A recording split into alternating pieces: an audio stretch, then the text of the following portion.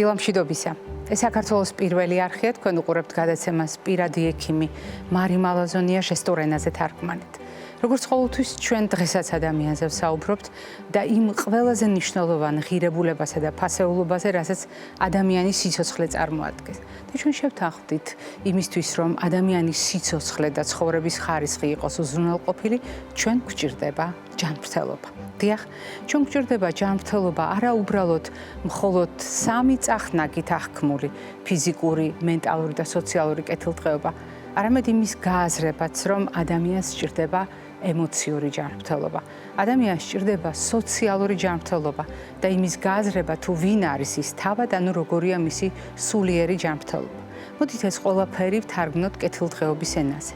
რატომ კეთილდღეობის ენაზე? იმიტომ რომ ერთ-ერთი ყველაზე ძველი განმარტება ჯანმრთელობისა სწორედ ამას გვეუბნება, რომ ჯანმრთელობა ეს უპირველეს ყოვლისა კეთილდღეობა და კეთილდღეობასაც ზუსტად იმდენივე წახნაგი აქვს, რამდენიც ჯანმრთელობას. და აქ ჩვენ ვლაპარაკობთ ფიზიკურ კეთილდღეობაზე, ვსაუბრობთ ადამიანების ემოციურ, სოციალურ სულიერ კეთილდღეობაზე და ყველა ამ ფაქტორთან ერთად ვითვალისწინებთ იმას, რა გვეხმარება ჯანმრთელობის უზრუნველყოფაში.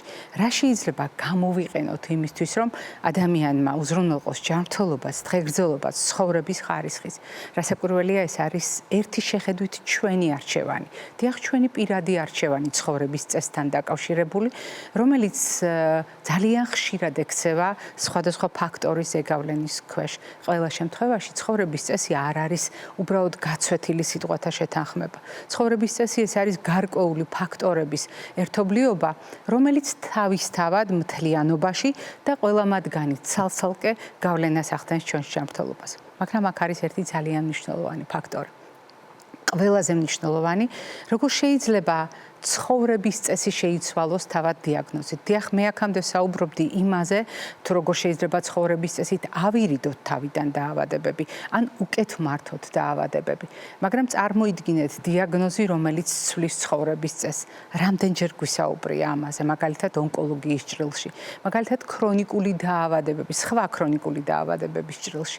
თუმცა ყველაზე თვალსაჩინო, როგორც წესი არის პრობლემები ხოლმე, რომელიც კანზე, ხილულ სისტემას უკავშირდება და ასეთ შემთხვევაში არავისთვის გასაკვირი არ არის შეცვლილი ცხოვრების წესი ერთი დიაგნოზით, რომელიც ყველასათვის თვალსაჩინო და ყველასათვის ადვილად აღქმადი და დასამახსოვრებელი აღმოჩნდა. მაიკლ ჯექსონი. ისტორია, რომელიც კაცობრიობის თვალწინ განვითარდა. ისტორია, რომლის მამოძრავებელი ერთ-ერთი განსაზღვრელი, ყოველ შემთხვევაში მისი იერსახისა და საერთოდ ადამიანის შემოქმედის, უნიჭიერესი ადამიანის დამოკიდებულებისა, სიცოცხლის და სამყაროს მიმართ, ბევრად განსაზღვრა მისმა დიაგნოზმა. დიაგნოზმა, რომელსაც სახელად ვიტილიგო ჰქვია. და კიდევ ერთი ისტორია მინდა გიამბოთ, გაგახსენოთ ამ შემთხვევაში, ვინი ჰარლოუს ისტორია, რომელმაც ასევე ვიტილიგოს დიაგნოზით პრაქტიკულად ადამიანის სილამაზის აღქმა შეცვალა. თუნდაც იმიტომ, რომ მიუხედავად საკუთარი იერსახისა, მან საზოგადოებას დაუმტკიცა, რომ დიახ, ეს სილამაზია. მიუხედავად განსხვავებულობისა, ჩვენ შეიძლება დავინახოთ ვიტილიგოს მიღმა სილამაზე, რომელმაც არა მარტო ამ ადამიანის ცხოვრება შეცვალა, არამედ შეცვალა უამრავი ადამიანის სიცოცხლე და ცხოვრების წესი, ვის თვალწინაც ეს მოვლენები განვითარდა. ჩვენ შეგვიძლია ძალიან ბევრი მაგალითი მოვიყვანოთ, როგორ გაიარეს ადამიანებმა ღირსეულად ცხოვრების გზა ამ დიაგნოზით, როგორ დაუმტკიცეს საზოგადოებას, რომ დიაგნოზი არ არის განაჩენი, მაგრამ ამავე დროს უნდა გავიხსენოთ მთავარი. რატომ საუბრობთ დღეს სწორედ 25 ივნისს ამ თემაზე? რატომ არის მნიშვნელოვანი, რომ ყოველწლიურად ჩვენ ამ თემას უბრუნდებით? უბრუნდებით თუნდაც იმიტომ, რომ 25 ივნისი ცნობადობის კალენდარში მონიშნულია როგორც განსაკუთრებული თარიღი ვიტილიგოს ცნობადობის ასამაღლებლად. და მეორე მხარე აქვს ამას, როდესაც ჩვენ ამ თემაზე ვსაუბრობთ, ჩვენ ვითვალისწინებთ მიუხედავად არაერთი საუბრისა, მიუხედავად მრავალწლიანი შეხვედრებისა და ამ თემაზე განმარტებისა, საზოგადოებას სავარაუდოდ მაინც სჭირდება იმის შეხსენება, რომ დიახ, ეს არის ხილული, აშკარა ცვლილებები კანზე, რომელიც ადამიანს განსხვავებულობას შესძენს, მაგრამ ჩვენი დამოკიდებულება ერთმანეთის მიმართ სხვა ღირსებებით განისაზღვრება და რომ მიუხედავად ჩვენი განსხვავებულობისა, ჩვენ თავარი გვაერთიანებს, ჩვენი ადამიანურობა გვაერთიანებს და ის სტიგმა, რომელიც არსებობს საზოგადოებაში, ყველაზე მძიმედ გადასატანია. გარწმუნებთ, პაციენტების გამოკითხვა ამას ადასტურებს, რომ სტიგმა უფრო ძნელად მოსანელებელი და გადასატანია და ყველაზე რთულად სატარებელი ტვირთია, ვიდრე თავად დიაგნოზი. ამიტომ საზოგადოების ინფორმირებულობა, ცნობადობის ამაღლება სხვა არაფერია თუ არა ახალი ცოდნის შეძენა ან არსებული ცოდნის გამეორება, გახსენება, გაღრმავება. ამას ემსახურება ჩვენი შეხვედრები და ამას ემსახურება ყოველწლიურად იმის შეხსენება, რომ 25 ივნისი მხოლოდ საბაბია ამ თემაზე სასაუბროთ. მიზეზი კი არის ჩვენი საღი, გაცნობიერებული დამოკიდებულება დიაგნოზის მიმართ.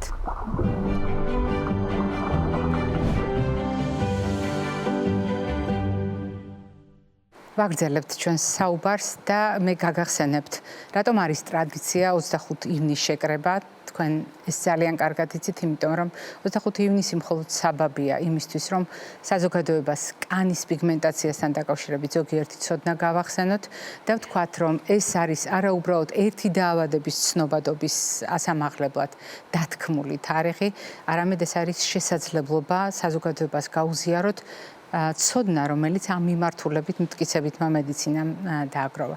მე ვისარგებლებ შემთხვევით და გაგახსენებთ, რომ ჩვენ ტრადიციულ აღნიშვნასთან ერთად ასევე გვაქვს ტრადიცია, როდესაც ჩვენს გადაცემაში საქართველოს ვიტილიგოს ასოციაციის პრეზიდენტი მოდის ხოლმე და დღეს სწორედ ასეთი დღე გახლავთ, სწორედ ამ ასოციაციის პრეზიდენტი, დერმატოვენეროლოგი პროფესორი ქალბატონი ნინო ცისკარიშვილია ჩვენი სტუმარი. დილამშვიდობისა ნინო. დილამშვიდობისა ქალბატონი. ყოველთვის მიხარია თქვენი სტუმრობა და რაც თავარია მიხარია, რომ გვაქვს შესაძლებლობა ამ თარიღთან დაკავშირებით მრავალი წლის მანძილზე შევიკრიბოთ და საზოგადოებას ვუთხრათ, რომ ეს ძალიან მნიშვნელოვანია.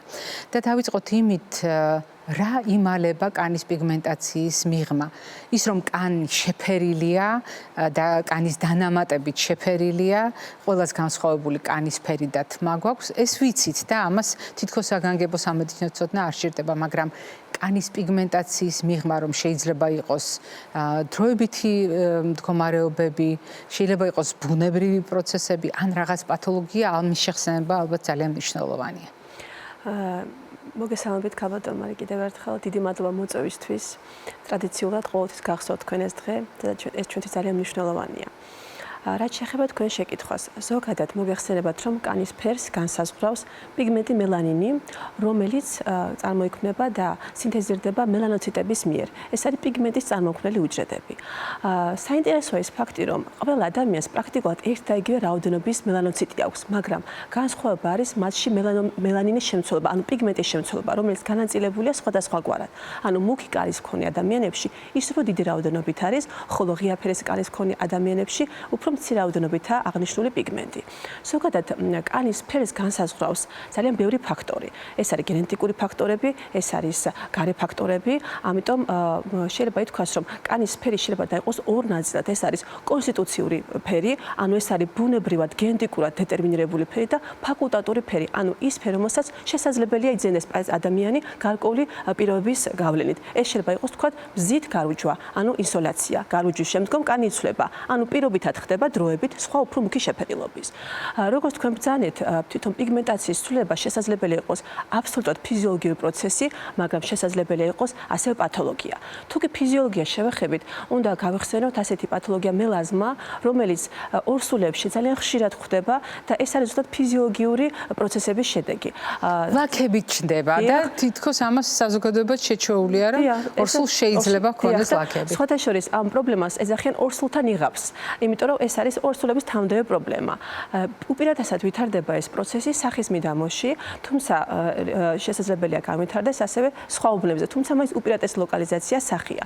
როგორც ვახსენეთ, ეს შეიძლება იყოს ფიზიოლოგიური, ანუ იმის გამო, რომ ხდება ორსულებში კონცენტრაციის მატება სასქესო, ანუ ქალური სასქესო ჰორმონების, ეს არის ესტროგენი, პროგესტერონი, ხდება შესაბამისად, ასე ვთქვათ, ორგანიზმის მომზადება ამ პიგმენტაციის გაჩენისკენ, მაგრამ მთავარი გამშვები ფაქტორი ეს არის უკვე მზის სხივები, ანუ მზის ინსოლაცია. ანუ როცა ხდება ასე ვთქვათ კომბინაცია ქალური ჰორმონების და ინსოლაციის თანხვედრა, უკვე შედეგი ეს არის მელაზმის გაჩენა სახეზე. მეორე ფაქტორი, რაც ასევე იწვევს აღნიშნულ პროცესს, ეს არის ჩასახვის საწინააღმდეგო პრეპარატების გამოყენება. ისინი ხომ შეიცავენ ამ სპეციფიურ ჰორმონებს, ამიტომაც ასე თუ ვთქვათ პაციენტი არის ჰორმონ ჩამონაცვლებელ თერაპიაზე. ამან შეიძლება გამოიწვიოს აღნიშნული პროცესი. ძალიან მნიშვნელოვანი ასევე შინაგანი სხვა პათოლოგიის არსებობა, რაც ასევე განაპირობებს აღნიშნულ მელაზმის განვითარების პროცესს. ეს არის მაგალითად ფარისებრის პრობლემა. უკვე დადასტურებულია, რომ ფარისებრი ჯირკვლის როგორც ფუნქციის დაქვეითება, ამ ფუნქციის მატება ასევე შეჭიდული არის მელაზმის განვითარების რისკთან. და ძალიან საინტერესოა, რომ მოგეხსენებათ, ქალებს უყვართ პროცედურები. ესეთი პროცედურა ეს შეიძლება იყოს პილინგები, ლაზერები, სხვადასხვა ქიმიური ჩარევა. რამაც ასევე შეიძლება განაპირობოს კანის პიგმენტაციის ცვლილება, იმიტომ რომ ძალიან ხშირად ვერ უვლიან სწორად კანს, პროცედურის შემდგომ თქვათ გადიან მზეზე და მზეზე უკვე მოხვედრა განაპირობებს ამ პიგმენტაციის გაჩენას და გამუქებას. და ძალიან პრობლემურია, ვინაიდან ქალბატონს ხო მისი სავიზიტო ბარათია მისი სახე და ეს მისთვის ძალიან დიდ სტრესს ქმნის. ამიტომაც ძალიან მნიშვნელოვანია პაციენტის განათლება და სწორი რჩევის მიცემა, როგორ უნდა მოიქცეს, რომ არ მოხდეს თქვათ ასეთი პიგმენტაციის გაჩენა, რომელი ფილტრი უნდა გამოიყენოს მზის, ესე ძალიან მნიშვნელოვანია. როცა მელაზმაზე ვსაუბრობთ, მე ცოტა გავშალე ეს თემა თქვენ შეგარდეთ და მინდა შევეხმარე უშუალოდ მით უმეტეს რომ სეზონურად აქტუალურია ძალიან აქტუალურია და სწორედ აი ძალიან ხშირად პაციენტი რომ მოგმართავს, ვიწყებთ ხოლმე იმით რომ აუცილებელია სწორად ფილტრის შერჩევა, რომ არ მოხდეს პროცესის გაუარესება. თუ კი პაციენტს აქვს ქალბატონს აქვს მელაზმა სახეზე, ვთხოვთ რომ ყოველთვის გამოიყენოს შეფერილი მზისგან დამცავი. შეფერილი არის იმ შემთხვევაში, თუ კი შეიცავს რკინის ოქსიდს. ამიტომ შემადგენლობის განსაზღვრის დროს და შემადგენლობის გაცნობის დროს უნდა მიაქციონ ყურადღება, რომ რკინის ოქსიდი იყოს. ასევე მნიშვნელოვანი რომ იყოს ფილტრი მინერალური და არა ქიმიური, რადგან მასში არის სხვადასხვა ნაერთები, ეს არის თუთიის ოქსიდი, ტიტანიუმის დიოქსიდი, რომელიც ასევე მნიშვნელოვანია მელაზმისთვის და ასევე მინდა გავუსვა ხაზი თვითონ წასმის წესს. როდის უნდა წაისვას პაციენტმა? ბევრი ისმევს მხოლოდ მზეზე გასვლის წინ, მაგრამ თუ კი პაციენტს აქვს ეს პრობლემა მელაზმა, აუცილებელია რომ მოხდეს მისი გამოყენება სახლის პირობებშიც. რატომ? უკვე ახალი ანუ როცა არ გადის კარი. როცა არ გადის, რატომ? იმიტომ რომ უკვე უკანასკნელ წლებში წამოვიდა აქტუალურად პრობლემა ხილული სხივების. ეს არის ლურჯის სხივი და ეს არის ინფრაწითელი სხივი. რატომ ხას გონიათ რომ ხოდ მზი არის ჩვენთვის წყარო სხივების, მაგრამ როცა არის საუბარი მაგალითად ტელეფონზე, რომელსაც აქვს ეკრანი, რომელიც გამოასხივებს ასევე ამ ლურჯ სხივს, მასაც შეუძლია გამოიწვიოს პიგმენტაციის გაჩენა ან გაუარესება.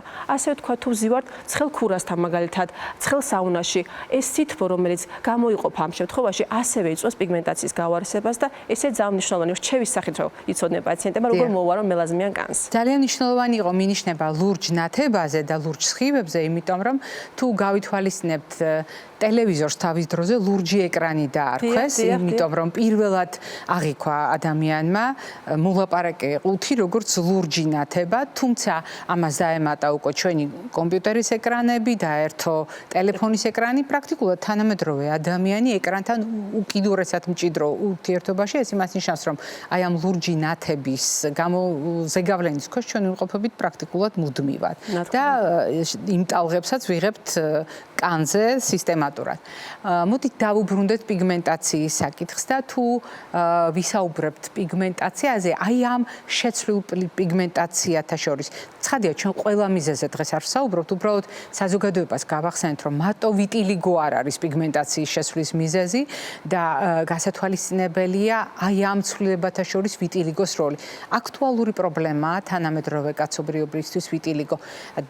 არის თუ არა ეს უხშირესი მიზეზი კანის პიგმენტაციის ცვლილებისა მთელ მსოფლიოში სხვა ცვლილებებთან მიმართებაში? დღესდღეობით აბსოლუტურად გეთანხმებით, რომ ისევ აქტუალურია ვიტილიგოს პრობლემა და საკმაოდ მაღალ პროცენტში არის გავრცელებული ეს პათოლოგია. თუმცა საინტერესოა ის, რომ იმის დამეხეთუ საცხოვრობს ადამიანი, ასე ვთქვათ, თითქოს გავრცელება სხვადასხვა არის. რატომ? იმიტომ რომ თუ კი პაციენტი ცხოვრობს მაგალითად ისეთ ზონაში, სადაც არის უფრო ეკვადორთან ახლოს, სადაც უფრო მუქი კალის მქონე ადამიანები ცხოვრობენ, ხო, ამ შემთხვევაში აღმოჩენა უფრო გაცილებით ადრე ხდება. იმიტომ რომ განსხვავება კონტრასტია. განსხვავება მუქ კანსა და ასე ვთქვათ, ვიტილიგოს კანს შორის ძალიან მკვეთრი ხდება და სწრაფად ხდება პაციენტის ელემენტარულად თეთრი ლაქების აქმა ადვილია. რა თქმა უნდა. თუმცა თუ კი პაციენტი ცხოვრობს უფრო პოლუსისკენ ვთქვათ, ან სკანდინავიის ქვეყნებში. ამ შემთხვევაში იმის გამო რომ პაციენტს ისედაც აქვს ღია ფერის კანი, იმიტომ მოგეხსენებათ რომ ჩვენ გვაქვს 6 ტიპის ფოტოტიპი, ანუ ღია ფერის ფოტოტიპის შემთხვევაში პაციენტი ძალიან ხშირად არც აქცევს ყურადღებას და ხშირად გვიან ხდება მისი აღმოჩენა. ამიტომაც იმის გამო რომ მუქი ფერის კანის მქონე პირებში ასე ვთქვათ დიაგნოსტიკა უფრო ადრეულია, თითქოს პრევალენტობა, ანუ გავრცელება უფრო მაღალი არის მუქი კანის მქონე პირებში და შესაბამის ქვეყნებში. და ის ასე არ არის. არა, ერთნაირად არის გენდერულად და ასე ვთქვათ, რასობრივად ერთნაირად არის გავრცელებული აბსოლუტურად. თუმცა აქ კითხვა იბადება, თუ ღია ფერის კანზე ეს არ ჩანს და ამის გამო გვიანდება დიაგნოსტიკა, როდესაც ექიმთან ხვდება ადამიანი, თუნდაც ადრეულ ეტაპზე, როგორ ხდება მაშინ მისი გამჟღავნება, თვალით თუ ასე ადვილად ვერ ამჩნევთ? როცა უკვე ხდება გავრცელება. თუ კი ეს არის მხოლოდ ერთი პატარა კერა, ზუსტად ამაზე ვსაუბრობ. შესაძლებელია პაციენტმა არც მიაქციოს ყურადღება, თუმცა თუ კი უკვე ჩდება ახალი კერები, ახალი ლაქები, უკვე პაციენტი ინტერესდება, რატომ ხდება ეს და აქ ერთვება ექიმი. აქ ერთვება აუცილებლად დერმატოლოგი, რა თქმა უნდა. როდესაც თქვენ საუბრობდით, ვთქვათ, გავრცელების სიხშირეზე, თავისებურებაზე და საკითხის აქტუალობაზე. დღეს მე დაგისვამთ ისეთ კითხვას, რაც ზედაც ჩვენ სხვა შეხვედრების დროს იშვიათად გვისაუბრია და დავიწყებ ორსულების თემით. იმიტომ რომ თქვენ ახსენეთ მაგალითად ფიზიოლოგიურად ჰორმონული სტატუსის ცვლილება, თუ თან დაერთვება ამ ყველაფერს მზის პირდაპირ სხივების ზემოქმედება. ეს ზრდის რისკს იმისა, რომ საყოველთაოდ საუკუნეების მანძილზე ცნობილი მოვლენა, რომ ორსულ ქალს კანზე ლაქები უჩნდება, ლოგიკური შედეგი აღმოჩნდება აი ამ ორი პროცესის თანხვედრის. მაგრამ რამდენად შესაძლებელია თუ ვიტილიგოზე ვსაუბრობთ, სწორედ ორსულობა აღმოჩნდეს ის პერიოდი, როდესაც პირველად გამჟღავნდება ვიტილიგო და რამდენად დამაბნეველი შეიძლება იყოს და შეცდომაში შემყვანი ის, რომ ორსულს არაუშავს, ისედაც აქვს ლაქები და ამ დროს გამოგრჩეს ან დაგვიანდეს ვიტილიგოს დიაგნოსტიკა. არის თუ არა ეს რეალობა? ზოგადად პირდაპირ კავშირი ორსულობას და ვიტილიგოს შორის არ არსებობს.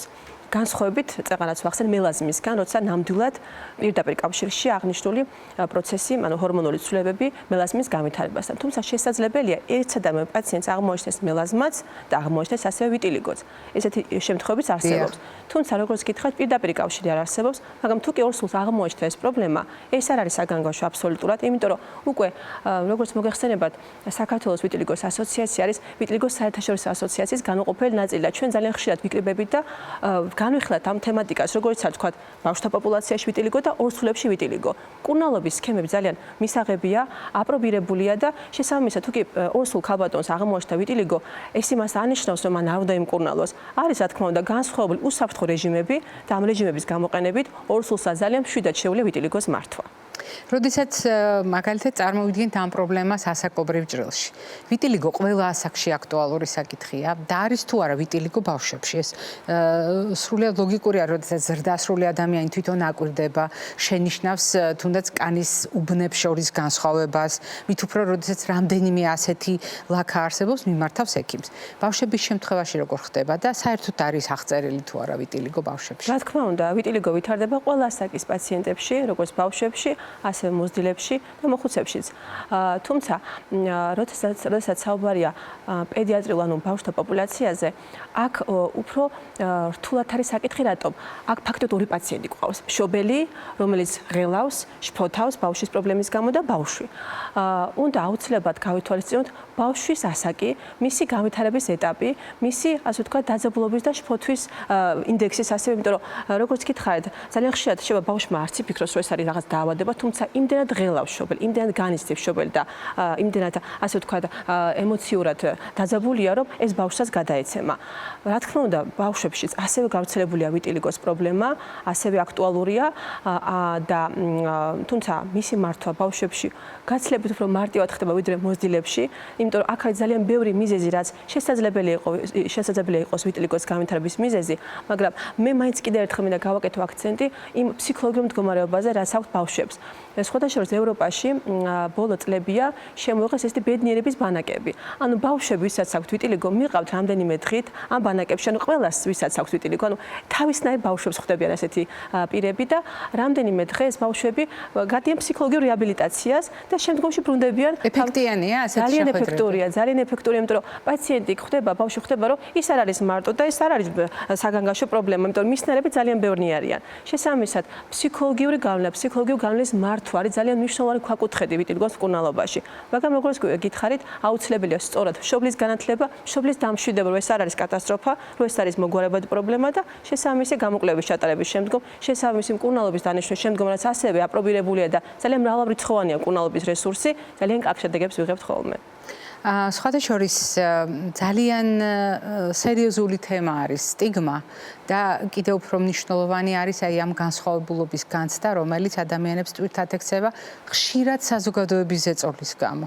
და ამაში ყველას თავისი წვლილი შეაქვს, იმიტომ რომ შესაძლოა ბევრად უფრო შემწყნარებელი იყოს ადამიანი საკუთარი დიაგნოზის მიმართ და ბევრად უფრო მსუბუქად ატაროს ეს ტვირთი, ვიდრე საზოგადოების დამოკიდებულების ფონზე, როდესაც ყველა შემთხვევაში ხდება ხაზგასმა, რომ ის განსხვავებულია და თქვენ რომ გძანებდით, მე ახლა გამახსენდა ძალიან ბანალური ისტორია, როდესაც ჩემი უფროსი შვილი უშუალოდ სკოლაში წასვლის წინ აღმოჩნდა ფაქტის წინაშე მოიცვალა წინა საჭრელი სარძევე კბილები და გადაწყვიტა რომ ამის გამო აღარ უნდა სკოლაში წასვლა და ჩვენ შევთანხმდით რომ პირს არ გააღებდა პირველ დღეს მივიდოდით ისე დააკვირდებოდა აი ამ გარემოს და თუ არ მოუნდებოდა ასეთი პირის ღრუს ასეთი მდგომარეობით სიარული მაშინ ჩვენ მივიღებდით სხვა გადაწყვეტილებას და მე ძალიან კარგად მახსოვს პირველი დღე როდესაც ის შევიდა ძალიან პირქუში სახით კლასში, როდესაც ტუჩებს ერთმანეთს არ აშორებდა და შემდეგ ძალიან ბედნიერი მიუხედავად კბილების დანაკლისისა გამოვიდა, იმიტომ რომ აღმოაჩინა კლასში უმრავლესობა ასეთ მდგომარეობაში და წინა სასკოლო პერიოდში ძალიან ბევრს აქვს კბილები მოცვლილი. აი ეს მაგალითი, რომელიც თქვენ მოყევით, ძალიან მნიშვნელოვანია საზოგადოებისთვისაც, მით უფრო რომ ჩვენ ახლა გვაქვს შესაძლებლობა, როგორც ყოველ წელს უთხრათ საზოგადოებას ვიტილიგოს მართვაში რა ირთვება და რა იცვლება. გასაგებია რომ საზოგადოების როლი მნიშვნელოვანია სტიგმის დაძლევის თვალსაზრისით, მაგრამ მედიცინას აქვს თუ არა განსხვავებული მიდგომები და არის თუ არა განსხვავებული შედეგები იმ მეთოდების გამოყენებისა, რაც უკვე ბოლო წლებში ძალიან მნიშვნელოვან მონაპოვრად ითვლებოდა. ვინაიდან ვიტილიგოს პრობლემა ძალიან აქტუალურია, ალბათ მარი დღესდღეობით ძალიან ბევრი კვლევა მიდის ახალი პრეპარატების მოძიების მიმართულებით. უამრავ ქვეყანაში მიდის ასეთი კვლევები და ძალიან მალე საქართველოს იმედია ჩაერთვება ასეთ პროგრამებში. ჯერჯერობით ბოლო სიტყვა ვიტილიგოს მკურნალობაში ეს არის სპეციფიური იმუნოგზებზე მოქმედი ჯანუსკინაზის ინჰიბიტორი, რომელიც არის ტოპიკური ან ადგილობრივი მოქმედების კრემი, რომელიც ძალიან კარგად მუშაობს სეგმენტური ვიტილიგოს შემთხვევაში. თუმცა ახლა მუშაობენ იმაზე, რომ დასალევი პრეპარატით შექმნა, რომელიც გააჩერებს, იმიტომ რომ ვიტილიგოს აქვს ორი ფაზა, ეს არის პროგრესირების ფაზა და სტაბილიზაციის ფაზა. ერთ-ერთი მიზანი ჩვენი არის, რომ გავაჩეროთ ვიტილიგოს გავრცელება, ხო, იმიტომ რომ პროგრესირების ფაზაში ჩაერთოს. იქ შემთხვევებში სამწუხაროდ ვიტილიგო არ სტაბილიზირდება და პროგრესირებს დაავადება. ამიტომ ჩვენი პირველი უმთავრესი მიზანი არის, რომ გავაჩეროთ და მე უკვე დავიწყოთ რეპიგმენტაციაზე, ანუ ფერის აღდგენაზე ზრუნვა. და ის კვლევები, რაც მიდის სოფლიოში, უამრავ ქვეყანაში მიმდინარეობს, იმიტომ რომ არ იყოს აქტუალური, არ წავიდოდა ამდენი კვლევა, ხო? სწორედ ამას ემსახურება ის, რომ მიიღონ ახალი პრეპარატი და უკვე მესამე ფაზას გადის ფაქტიურად, ასე აღნიშნული კვლევები. ანუ ახლოს არის ფინიშთან. ახლოს არის ფინიშთან შესაბამისად ძალიან მალე დაიდება უკვე ახალი გაიდლაინები, ახალი მედიკამენტები, რომ შევთავაზოთ ჩვენ პაციენტებსაც ახალი მკურნალობის მეთოდები. თქვენ ახსენეთ რეპიგმენტაცია, ანუ პიგმენტაციის განახლება, აღდგენა, ეს შესაძლებელია? რა თქმა უნდა, დღესდღეობით მიუხედავად იმისა, რომ ის კვლევები ჯერ საქართველომდე ვერ ჩამოვიდა, მაგრამ რაც არის საქართველოში არსებული მეთოდები ასევე ძალიან ეფექტურია. ისევ ხაზგასმო ფოტოთერაპიის მეთოდს, ეს მინდოდა მეკითხა, რამდენად ინარჩუნებს აქტუალობას? რა თქმა უნდა, ისევ ინარჩუნებს და მინდა გითხრათ, რომ უკვე კონსენსუსი მივიღეთ იმასთან დაკავშირებით, თუ აი თუნდაც ბავშვებში რა ასაკიდან დავიწყოთ ფოტოთერაპიის გამოყენება. უკვე 3 წლის ანუ ეს საერთაშორისო შეთანხმებას გულისხმობს. 3 წლის ასაკიდან უკვე ჩვენ თანხმდებით იმაზე, რომ თავისუფლად შესაძლებელია ფოტოთერაპიის დაწყება, რომელიც არის ერთ-ერთი ძალიან ეფექტური საშუალება სხვა ადგილობრივ თერაპიასთან ერთად და ძალიან კარგ შედეგებს გვაძლევს. რამდენიმე თვეში, ხშირ შემთხვევებში უკვე ბავშვებში ხდება რეპიგმენტაცია, ახალი უკვე კანის ნორმალური ფერის დაბრუნება. რა თქმა უნდა, ეს არ არის მარტივი პროცესი და 2-3 პროცესი, თუმცა პაციენტის მოთმინებით, პაციენტის განათლებით და ექიმთან თანამშრომლობით ეს შედეგი მიღწევადია. და თუ ჩვენ დაუბრუნდებით სეზონს, ვიდრე დავემშვიდობებით მაყურებელს, აუცილებლად უნდა ვუთხრათ სეზონურად რამდენად მნიშვნელოვანია ზოგადი და სპეციფიკური რეკომენდაციების გათვალისწინება ყველა იმ ადამიანისთვის, ვისაც შეცვლილი პიგმენტაცია უკვე აქვს და მით უფრო აქვს დიაგნოზი ვიტილიგო. რამდენიმე წესი ვთქვათ, რომელიც უნდა გავითვალისწინოთ, თქვენ ახსენეთ იგივე ფილტრების გამოყენება და სპეციფიკური დამუშავება კანის, რომელიც ძალიან მნიშვნელოვანია თუნდაც ახლის პირობებში, მაშინაც კი როცა ადამიანი გარეთ არ გადის, მაგრამ ზოგადად პიგმენტაციის ჭრილში და ვიტილიგოს მქონე ადამიანებისათვის სეზონურად რა არის გასათვალისწინებელი? საერთოდ თუ კი პაციენტს აქვს მიდრეკილება პიგმენტაციის გაჩენისკენ, ისევ და ისევ უბრუნდები, რომ აუცილებელია ფილტრის გამოყენება, სწორი ფილტრის გამოყენება და ფილტრის ხშირი გამოყენება. მოგეხსენება ზაფხული, რუჯის პერიოდი და როდესაც გადადის ეს რუჯის პერიოდი, უკვე შემოდგომაზე პაციენტი რაღაც აჭრელებულ კანს ხედავს სხეულზე და ძალიან ღელავს ამასთან დაკავშირებით. ეს იმის გამო, რომ თავის დროზე მან არ გამოიყენა აღნიშნული დაცვის ფილტრები და როცა ხდება უკვე კანის აღდგენა, იმიტომ რომ როგორც მოგეხსენებათ, თვეში ერთხელ კანის სულ განახლებას განიცდის და ამის გამო ის ვერ ასწრებს, რომ გაათანაბოს კანის შეფერილობა, ამიტომაც იქ შემთხვევაში გვაქვს სიჭრელე კანზე, რაც აბსოლუტურად ფიზიოლოგიური პროცესია. ამიტომ აუცილებელია კანის დატენიანება, კანის სწორი მოვლა, მზისგან დამცავი ფილტრის გამოყენება. ეს თუ პაციენტი არის ფიზიოლოგიურ პირობებში. თუ კი პაციენტს აქვს მიდრეკილება, ვთქვათ, პიგმენტური ლაქების გაჩენისკენ, ამ შემთხვევაში რუჯის მიღება საერთოდ რეკომენდირებული არ არის, იმიტომ რომ ამ შემთხვევაში მინიმალური სხივებიც კი ძალიან ცუდ შედეგს გვაძლევს და უკვე არსებულ პიგმენტაციას ამუქებს. ამიტომაც ასეთ პაციენტს ურჩევთ, რომ რუჯი არ მიიღოს, ან ვთქვათ, გავიდეს ძალიან ადრეულ ეტაპზე, ვთქვათ, დილის საათებში და საღამოს 5 საათის შემდეგ, ესეც კი ფილტრის გამოყენებით. რაც შეეხება ვიტილიგოს, კვლავ აქტუალური არის მზისგან დამცავი ფილტრის გამოყენება ამ შემთხვევაშიც, თუმცა ჩვენ ყოველთვის ვიტილიგოს პაციენტს ვეუბნებით, რომ ეს არის განაჩენი და მას აქვს უფლება რომ გავიდეს მზეზე, თუმცა სიფრთხილით შეარჩიოს სწორად ფილტრი, არ დაიწვას მზეზე. ამ პირობებში ცხადია დროშ შეარჩიოს და შეარჩიოს სწორი, როცა არ არის მაღალი, ვთქვათ, ულტრაისფერი სხივების ინდექსი, არ არის აგრესიული მზე, ამიტომაც ვიტილიგოს პაციენტი სრულყოფილი პაციენტია, სრულფასოვანი პაციენტია, მას არ აქვს რაღაცა მკაცრი შეზღუდვები, დამწრობა არ უნდა გამეთარდეს ბუნებრივია, მაგრამ თუ კი ის თავს დაიცავს და მიიღებს რუჯს დასაშვებ პერიოდში და სპეციფიური ფილტრით, არაფერი ანუ გაუარესება და ვთქვათ, მდგომარეობის გართულებას ადგილი არ ექნება. და ვისარგებლებ შემთხვევი ასაკობრივ ჭრილში გკითხავთ მოკლედ და მოკლე პასუხს ველოდები თქვენგან. ასაკობრივ ჭრილში პიგმენტაციის რისკების გათვალისწინებისას არის თუ არა კანთან დაკავშირებით სეზონურად განსხვავებული რეკომენდაციები, ვთქვათ, ბავშვების, დასრულების და ხანდაზმულების შემთხვევაში. რისკები არის განსხვავებული ასეთ დროს პიგმენტაციის ჭრილში და ეს უნდა გავითვალისწინოთ თუ არა სეზონურად.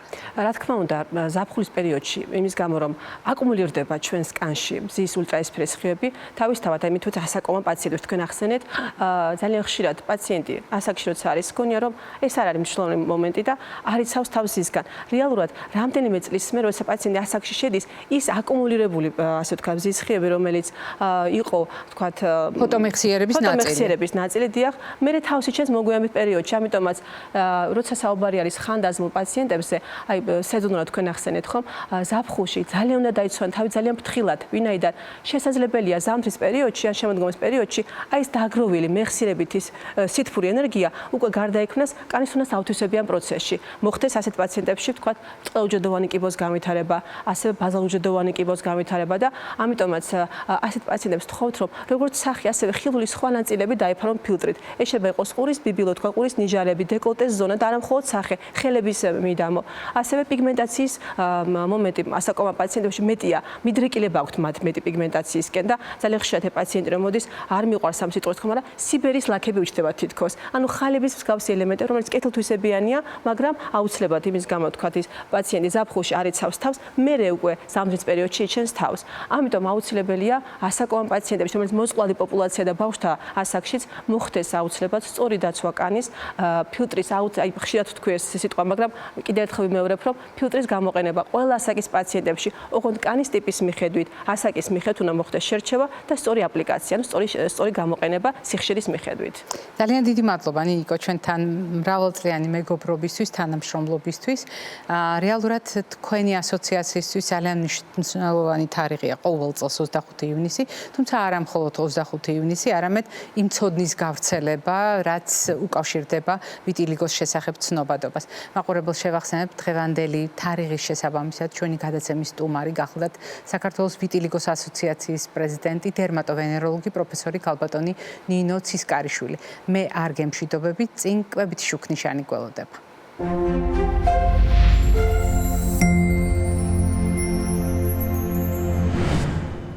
კანი ჩვენი ორგანიზმის ყველაზე დიდი სისტემა და კანი არის ბარიერი ჩვენსა და გარემომცველ სამყაროს შორის.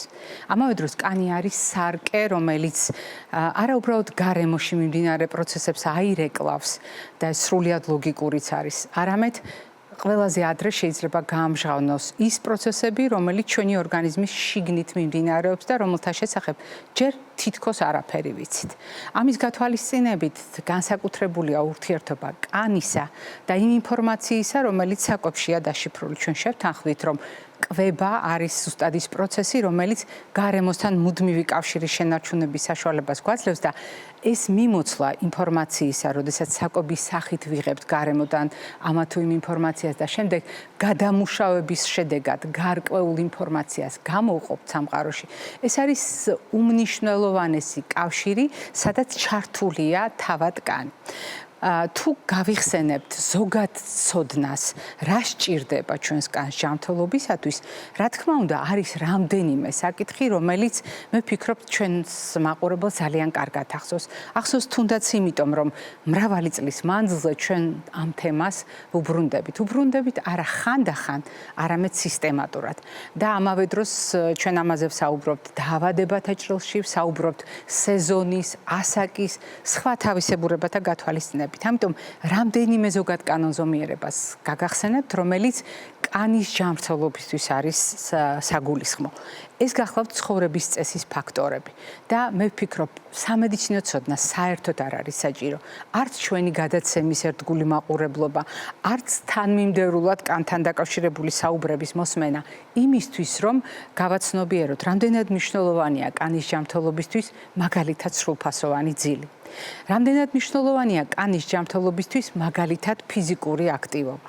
რამდენად მნიშვნელოვანია ჩვენი კანის ჯანმრთელობისთვის წონის სტაბილური პარამეტრების შენარჩუნება.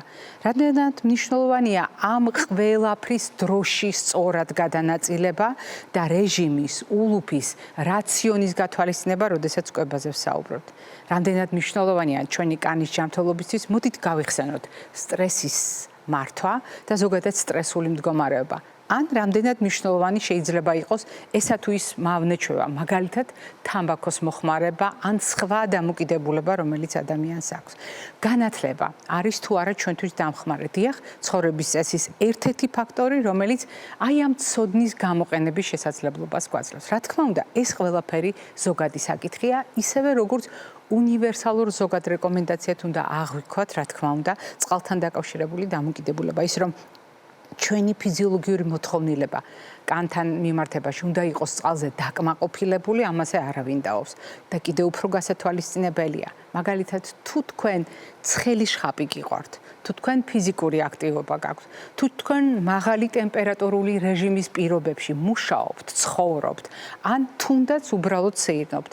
ყველა ეს ფაქტორი გულისხმობს იმას, რომ წყალზე მოთხოვნილება იზრდება. ისევე როგორც სტრესის დროს, ისევე როგორც მავნეჩვეების შემთხვევაში წყალზე მოთხოვნილება შეიძლება იყოს ფიზიოლოგიურზე მაღალი და ეს უნდა გავითვალისწინოთ. მაგრამ უნდა გავითვალისწინოთ კიდევ ერთი ზოგადი კანონზომიერება, რომელიც გარკვეულწილად ცხოვრების წესს და კვების წესს უკავშირდება, თუმცა ბევრად განსაზღვრავს კანის ჯანმრთელობას. ეს გახლავთ მლაშე პროდუქტების სისტემატური მოხმარება. ეს გახლავთ გადამუშავებული და ტრანსცხიმებით დატვირთული პროდუქტების სისტემატური მოხმარება. ეს გახლავთ ალკოჰოლის არარაციონალური მოხმარება. თითოეული ეს კომპონენტი აზარალებს კანის ჯანმრთელობას და განსაკუთრებით საყურადღებო გახლავთ ეს კანის ავტოიმუნური დაზიანების დროს. დიახ, ვიტილიგო, კანის შეცვლილი პიგმენტაცია, ეს გახლავთ ავტოიმუნური დაავადება და ვიტილიგო ნამდვილად დაზარალდება ყველა ამ ფაქტორის გათვალისწინებით. მაგრამ მოდით ცოტა უფრო გავაფართოვოთ კიდევ მასშტაბით და ვთქვათ, რომ ზოგადად კანის პიგმენტაციაზე გავლენას ახდენს ყველა ის ფაქტორი.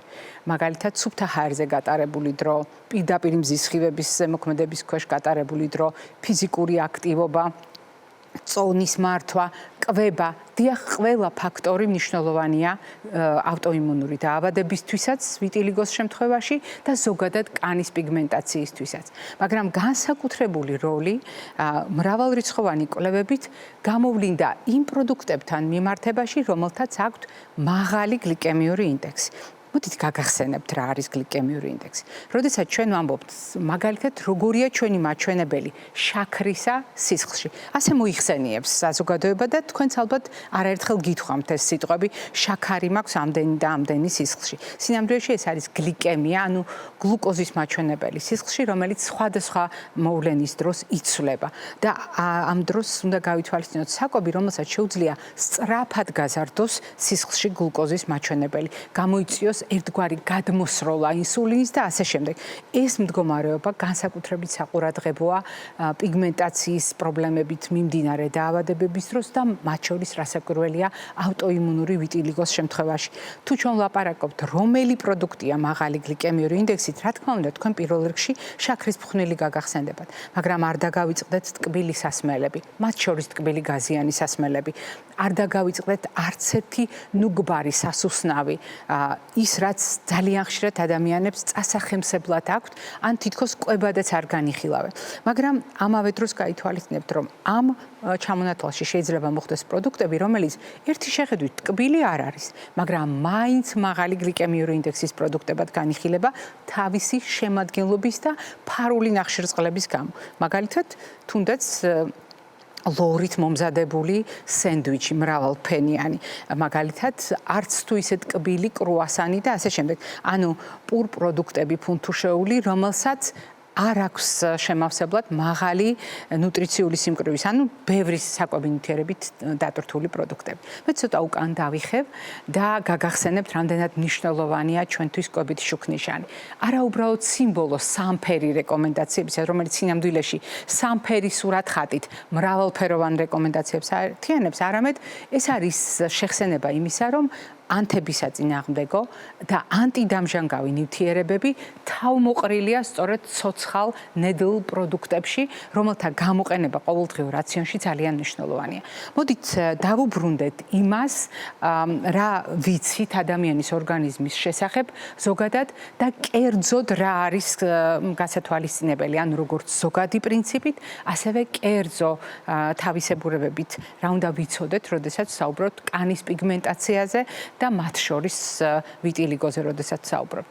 ჩვენ დღეს უკვე ვიცით, რომ არსებობს არა უბრალოდ ნაწლავ ტვინის ან ნაწლავ გულის ღერძი, არამედ არსებობს ნაწლავ კანის ღერძი. ეს იმას ნიშნავს, რომ ჩვენ უნდა გავითვალისწინოთ ნაწლავის ჯანმრთელობის გავლენა კანზე. მაგრამ არც ის უნდა დაგვავიწყდეს, რომ ნაწლავი სულ ცოტა 70% და ზოგიერთი ავტორის მიხედვით კიდევ უფრო მეტად უზრუნველყოფს ჩვენს იმუნიტეტს. ეს კი თავისთავად იმას ნიშნავს, რომ ავტოიმუნური დაავადებების შემთხვევაში ნაწლავის როლი შეიძლება იყოს უკიდურესად მნიშვნელოვანი და მათ შორის პიგმენტაციის ჭრილში. როდესაც საუბრობთ წონასწორობაზე, ჩვენ ყოველ შემთხვევაში გვახსენდება სულ ცოტა ხუთი ფერის, ხუთი ჯგუფის პროდუქტების გამოყენება. კიდევ უფრო მნიშვნელოვანი არის ხოლმე, როგორც წესი, ხაზგასმა წყლისა და ცხიმების მოხმარებისა ცხადია ფიზიკური აქტივობის ჩართვით. მაგრამ ამ პროდუქტების წარმოდგენისას პირველ რიგში უნდა გამოვყოთ არა უბრალოდ წყალი, არამედ ყველა წყალშემცველი პროდუქტი, რომელიც ზაფხულის პირობებში განსაკუთრებით აქტუალურია და რომელთა დამსახურებით 70-დან 90%-მდე ამ პროდუქტების შემადგენლობაში არსებული წყლის მიღებას ვახერხებთ. როდესაც ჩვენ საუბრობთ, რა სჭირდება ჩვენს კანს, მაგალითად, სწორი პიგმენტაციისთვის, უბრალოდ ჯანმრთელი პიგმენტაციისთვის, ჩვენ რატომღაც პირველ რიგში ვიტამინები და მინერალები გვახსენდება ხოლმე და ხშირ შემთხვევაში გაიგონებთ ამის შესახებ მსჯელობას ფართო საზოგადოებაში, მაგრამ პირველ რიგში ჩამოცვლა დავიწყოთ ცილით. რადგან ყველა პროცესი, რომელიც ჩვენს ორგანიზმში აღმშენებლობას და ინფორმაციის გადანაცვლებას, გაცვლას უკავშირდება უზრუნველყოფილია ცილებით. ამიტომ ცილების ადეკვატური მოხმარება, როგორც ცხოველური, ასევე მცენარეული წარმოშობის, განსაკუთრებით მნიშვნელოვანია კანის ნორმალური პიგმენტაციისთვის. არ უნდა დაგვავიწყდეს აგრეთვე, როდესაც საუბრობთ ჯანსაღ ცილებზე, ომეგა-3-ის როლი. და ეს არის არაუბრალოდ ანთების საწინააღმდეგო პროდუქტი, არამედ უნიკალური პოლიუჯერი ცხიმების წყარო, რაც კანის ჯანმრთელობისათვის ძალიან მნიშვნელოვანია. მოდით გაგახსენებთ ყველაზე ხშირად კანთან ჯანმრთელობაზე საუბრისას, კანთან მიმართებაში, რომელ ნივთიერებებს ვახსენებთ ხოლმე. ეს არის ავიტამინი, როგორც მცენარეული წინამორბედებით, ასევე საკუთრივ მზასახით და ეს გახლავთ აგრეთვე D ვიტამინი. ეს ყოველსათვის ფართოდ ცნობილია, რომ კანის ჯანმრთელობაზე ეს ვიტამინები ახდენს გავლენას, მაგრამ მე ვისარგებლებ შემთხვევით და გაგახსენებთ მთავარ ანტიოქსიდანტებს ავიტამინთან ერთად, როგორიც არის C ვიტამინი და ახლა სეზონურად ამ ვიტამინის მიღების საუკეთესო საშუალება არ, იმიტომ რომ სიუხვია ნედლი პროდუქტების, ეს გახლავთ E ვიტამინი, რასაკვირველია და აი ამ კომბინაციაში განსაკუთრებით მნიშვნელოვანია გავიხსენოთ, რომ მარტო ანტიოქსიდანტების და D ვიტამინის როლი კი არ არის კანთან მიმართებაში და პიგმენტაციაზე საუბრის დროს გასათვალისწინებელი, არამედ მაგალითად B ჯგუფის ვიტამინების. დავიწყებ და გვიტყვი B12 ვიტამინის შესახებ. რადგან B12 ვიტამინის ნაკლებობა ზოგიერთ შემთხვევაში შეიძლება აისახოს კანზე პიგმენტური თავისებურების ცვლილებით. განსაკუთრებით თუ ეს ყველაფერი შეხამებულია ფოლიუმის მჟავის, ანუ B9 ვიტამინის და რკინის ნაკლებობასთან. როდესაც ჩვენ საუბრობთ მაგალითად მელაზმაზე, უცნაურ ყავისფერ ლაქაზე, რომელიც მაგალითად კანზე გაჩნდა. რასაკვირველია, ეს უნდა განვიხილოთ მზის პირდაპირი ზემოქმედების რისკის ჭრილში, მაგრამ არ უნდა დაგვავიწყდეს რკინის სტატუსიც და B ჯგუფის ვიტამინების სტატუსიც, რომელმაც შეიძლება ასეთი ცვლილებები გამოიწვიოს. რა თქმა უნდა, ჩვენ ასეთ შემთხვევაში უნდა გავიხსენოთ კიდევ რამდენიმე მინერალი და მაგალითად სპილენძი. სპილენძი, რომელსაც ასევე შეუძლია შეცვალოს ჩვენი კანის ფერი და თქვენ წარმოიდგინეთ, შეცვალოს თმის ფერით, შეცვალოს თვალის ფერადი გარსის მდგომარეობაც. და ამას ყველაფერს აქვს განსაკუთრებული მნიშვნელობა, იმიტომ რომ სპილენძის ადეკვატური მიღება ჩვენ შეგვიძლია საკვები პროდუქტებით, როდესაც დაბალანსებულია ჩვენი კვება. და არ უნდა დაგვავიწყდეს აგრეთვე თუთია, რომლის როლი როგორც ანთების საწინააღმდეგო პროცესში, ასევე იმუნიტეტის მართვაში არის ძალიან საყურადღებო და თუ გავითვალისწინებთ, რომ პიგმენტაციის დარღვევა ხშირად შეიძლება იყოს ავტოიმუნური პროცესის ნაწილი, მაშინ გასაგები ხდება, რატომ არის მნიშვნელოვანი თუთია. მოკლედ, ეს ჩამონათვალი არის მხოლოდ ნაწილი მცოდნისა, რომელიც ჩვენ გვჭირდება კანის ჯანმრთელობისთვის, თუმცა ამავე დროს არის ძალიან მნიშვნელოვანი ნაწილი მცოდნისა, რომელიც კანის ნორმალურ პიგმენტაციას უკავშირდება და ამიტომ გაგახსენეთ. მე კი ამით გემშვიდობებით ჯანმრთელობას და დღეგრძელობას გისურვებთ.